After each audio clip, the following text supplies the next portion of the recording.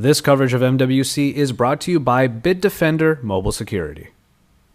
It's the battle of two very powerful flagship devices from two very different camps. Hey, it's Josh Vergara from Android Authority. What's going on, everybody? And here we have a quick look at the Samsung Galaxy S5 versus the Apple iPhone 5S.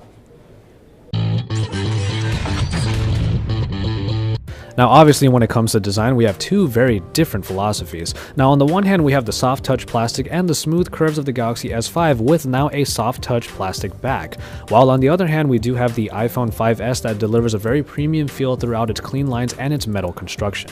One phone delivers massive screen real estate, while the other one is a compact build that definitely is at home in pretty much any pocket. Both phones feature physical home buttons that integrate fingerprint scanners this time, as Samsung has added a swipe-based fingerprint scanner underneath its home button.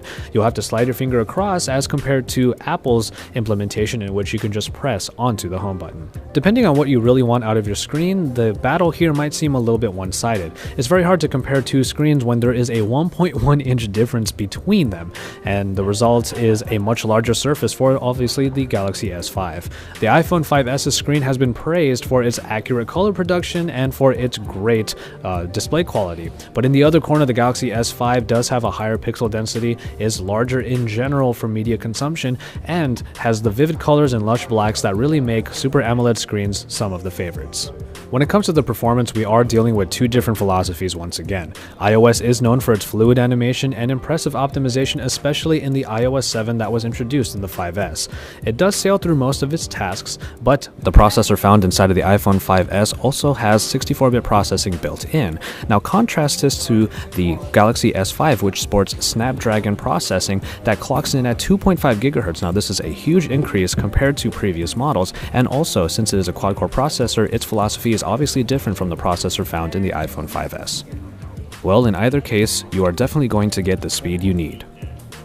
Now, when it comes to the hardware, Samsung really trying to put everything into their new Galaxy device definitely gives it the lead by a bit of a margin, because it just has a much bigger number of features compared to the iPhone 5S. It has everything from NFC to a micro SD card slot and a removable battery, but also one feature that was very interestingly included onto the S5 was a heart rate monitor on the back, in which you can check your heart rate by laying your finger on top of the area.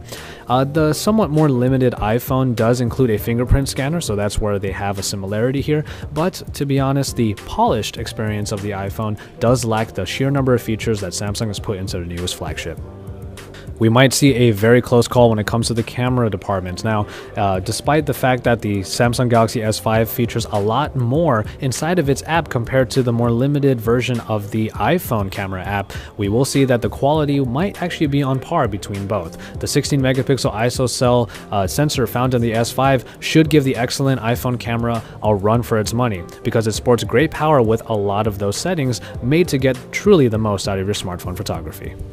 iOS did receive its big revamp last year, and it did move to a flatter, brighter, and more abstract interface. It still was a somehow simplistic but still very fast operating system, and a lot of iPhone users really stand by the reliability of their iOS. Samsung's UI has gone through its own transformation on the Galaxy S5, but it may not be quite as drastic comparatively.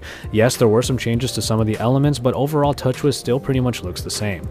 There is some new multitasking available with that recent apps button, and the My Magazine UI is now a second screen all the way on the left of your home screens. The only problem here is that while TouchWiz still remains pretty speedy and pretty fast and reliable, it pretty much still looks the same, and if we were looking for an update to it, we may not have gotten it here on the S5. And so, there you have it, for the two flagship phones that really represent their companies very well. On the one hand, we do have a phone that is a little bit more accessible due to its size, but also has a pretty polished experience. But then, in the other corner, we have the Galaxy S5, which is a feature-heavy phone that provides a lot of different options for how you want your smartphone experience to be. We have a lot more coming on the Samsung Galaxy S5, so make sure you stay tuned to Android Authority as we report it all to you from the Mobile World Congress here in Barcelona, Spain.